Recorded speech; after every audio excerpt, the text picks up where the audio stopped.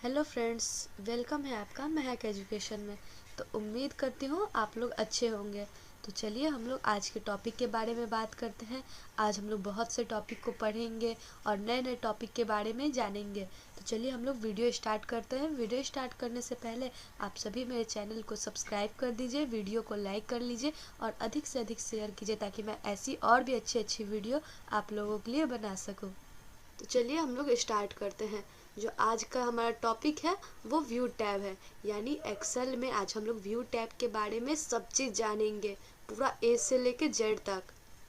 सबसे पहले हम लोग देखेंगे कि व्यू टैब में कितने ग्रुप होते हैं। Workbook views, show, zoom, window और मैक्रोज।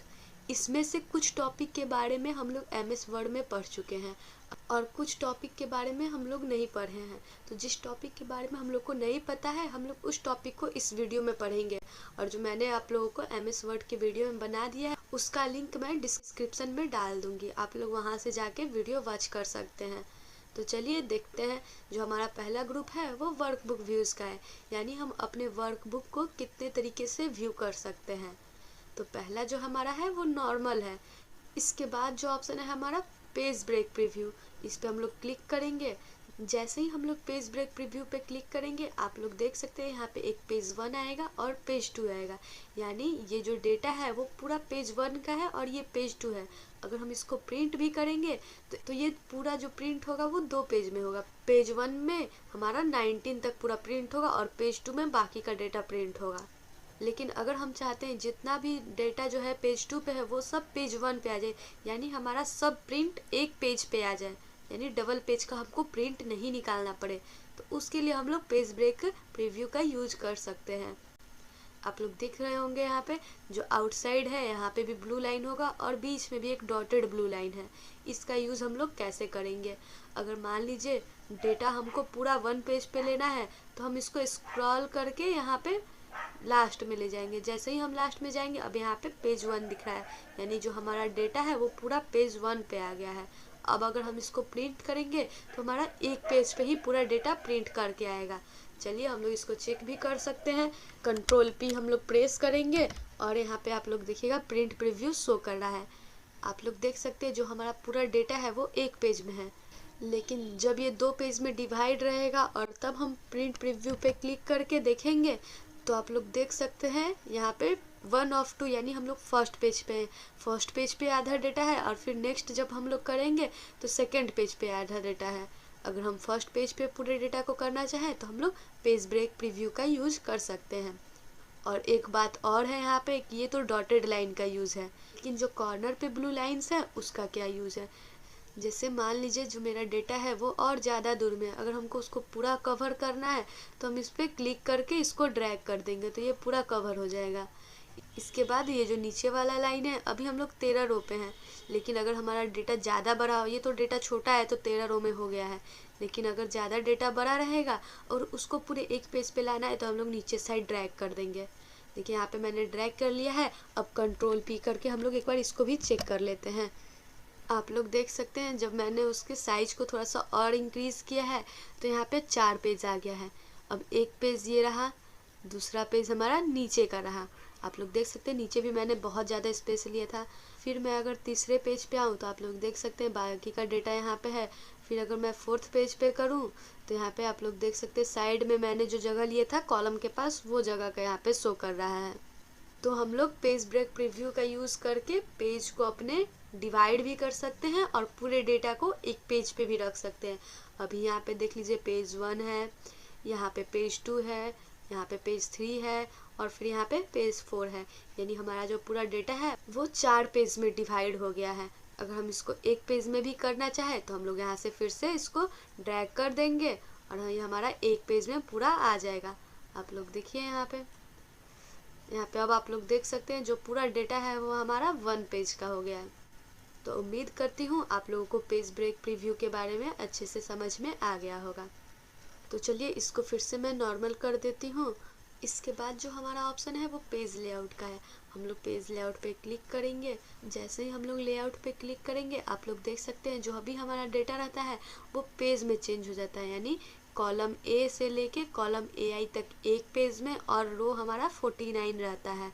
यानी 49 रो का, और AI तक हमारा जितना भी कॉलम नंबर होगा उतना का हमारा मिला के एक पेज बनता है। फिर हम लोग नीचे ड्रैग करेंगे तो आप लोग देख सकते हैं फिर से यहाँ से एक नया पेज स्टार्ट हो गया। अब मैं इसको छोटा कर दूँ तो आप लोग देख सकते हैं हमारा जो सीट था वो कितने सारे पेज में कन्वर्ट हो गया है। तो यही यूज़ होता है हमारा पेज लेआउट का। तो उम्मीद करती हूँ ये भी आप लोगों को अच्छे से समझ में आ गया होगा। मैं फिर से इसको नॉर्मल कर देती हूँ। अब हम लोग वर्क बुक व्यू के बारे में अच्छे से समझ लिए हैं। इसके आगे बढ़ते हैं। इसके बाद जो ऑप्शन है वो हमारा शो का है। इसको मैं पिछले MS वर्ड के वीडियो में भी बता दिया है। फिर से मैं इसे एक बार जल्दी से बता देती हूँ। अगर हम लोग को फॉर्मूला बार शो कराना है तो हम लोग फार्मूला बार पे टिक करेंगे, अगर नहीं कराना है तो हम इसे टिक आउट कर देंगे। अगर हमारे हेडिंग को शो कराना है तो हम लोग हेडिंग पे टिक करेंगे, नहीं तो इसको हाइड कर देंगे। ग्रिड लाइन अगर हम लोग को शो कराना है तो हम लोग ग्रिड लाइन पे टिक करेंगे, अगर ग्रिड लाइन नहीं शो कराना है तो हम लोग ग्रिड लाइन को अनटिक कर देंगे। अभी हमारा ग्रिड लाइन शो नहीं कर रहा है, जैसे ही हम इस पर टिक करेंगे आप लोग देख सकते हैं हमारा जो ग्रिड लाइन है वो आ गया है। तो ये ऑप्शन बहुत सिंपल है, आप लोग अपने से भी करके इसको देख सकते हैं। इसके बाद जो ऑप्शन है वो जूम का है। इसको भी मैं पिछले वीडियो में बता दी थी।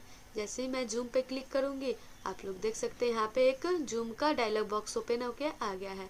हमको कितना % जूम करना है बस हम लोग यहाँ से क्लिक करके ओके कर देंगे। जैसे ही हम लोग ओके करेंगे आप लोग देख सकते हैं उतने ही % हमारा ये जूम हो गया है। एक तो रहा कि हम लोग यहाँ से जितना % भी हमको जूम करना होगा जूम कर लेंगे। अगर हम वहाँ से नहीं करना चाहते हैं तो आप लोग देख सकते हैं यहाँ पे जो हमारा स्टेटस बार होता है वहाँ पे भी जूम इन और जूम आउट का ऑप्शन दिया होता है, हम लोग यहाँ से भी कर सकते हैं। इसके बगल में है हमारा 100% सिलेक्शन।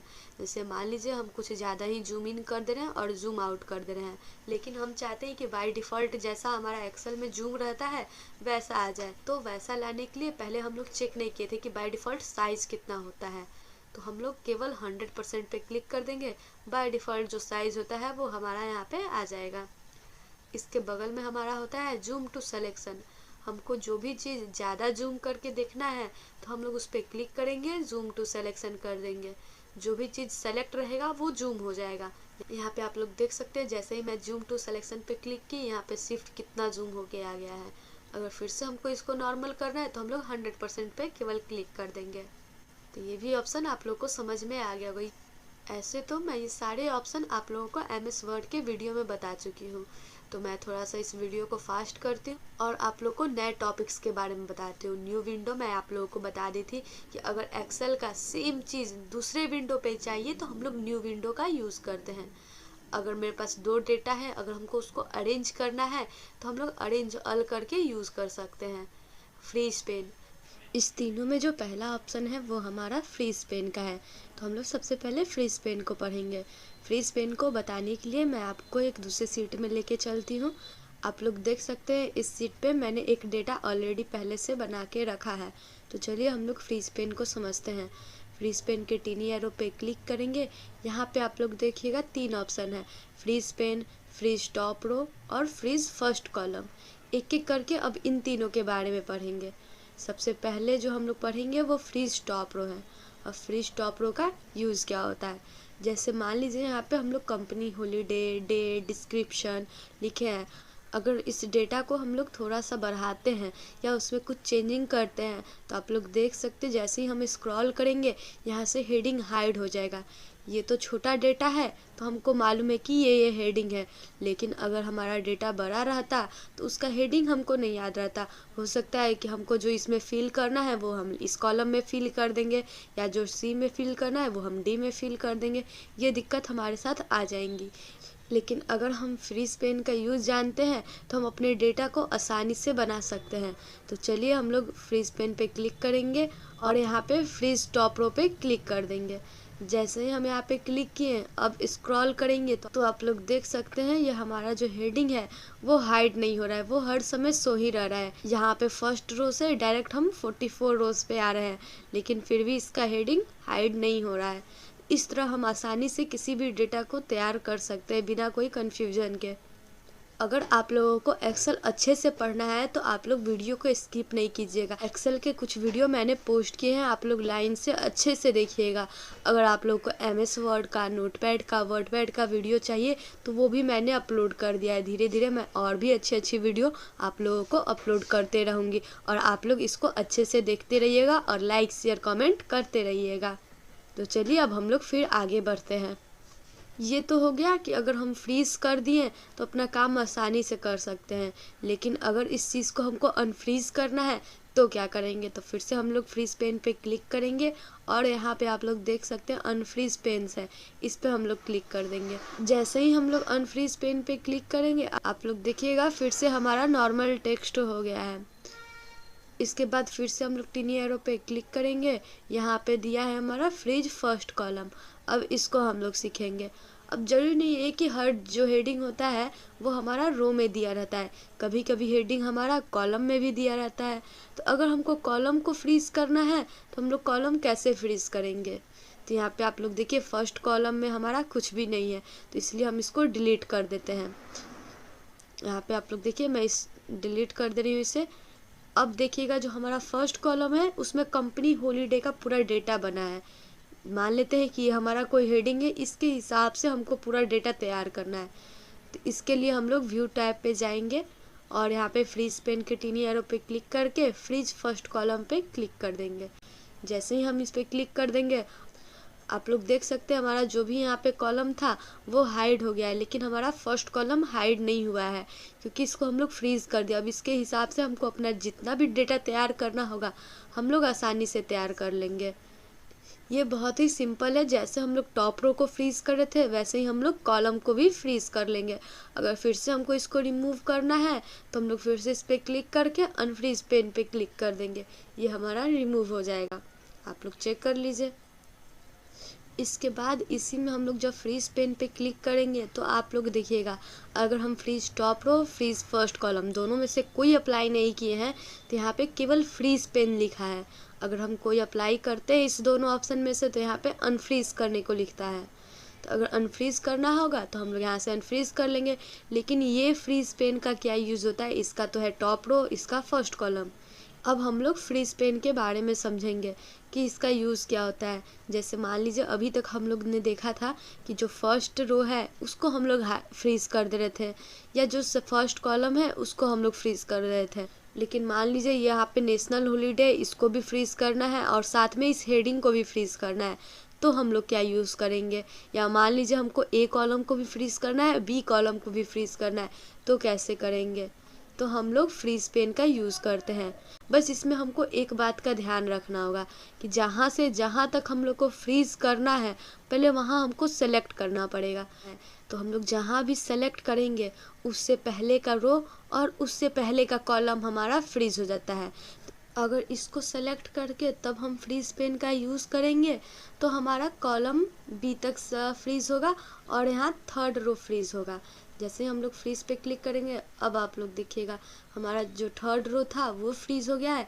और अगर हम लोग कॉलम चेक करना चाहें तो आप लोग कॉलम देख लीजिएगा, बी कॉलम तक फ्रीज हो गया है। यानी जहां हम लोग सेलेक्ट करके फ्रीज करेंगे उससे पहले का रो और उससे पहले का कॉलम हमारा फ्रीज हो जाएगा। तो उम्मीद है आप लोग को फ्रीज पेन के बारे में अच्छे से समझ में आ गया होगा। अगर हमको इसको अनफ्रीज करना है तो फिर से हम लोग क्लिक करेंगे टिनी एरो पे और यहाँ पे अनफ्रीज पेन पे क्लिक कर देंगे, तो यहाँ से हमारा जो डेटा रहेगा वो अनफ्रीज हो जाएगा। इसके बाद जो हमारा ऑप्शन है वो स्प्लिट का है। अगर हम अपने डेटा पे कहीं भी सिलेक्ट करके या सीट में कहीं भी सिलेक्ट करके स्प्लिट पे क्लिक करेंगे तो आप लोग देख सकते हैं जो हमारा डेटा है वो दो भाग में स्प्लिट हो जाता है। जैसे ही हम लोग नीचे करके स्क्रॉल करेंगे यहाँ पे एक डेटा बना हुआ है और यहाँ पे एक डेटा बना हुआ है, यानी जो हमारा सीट था वो पूरे दो भाग में स्प्लिट हो गया है।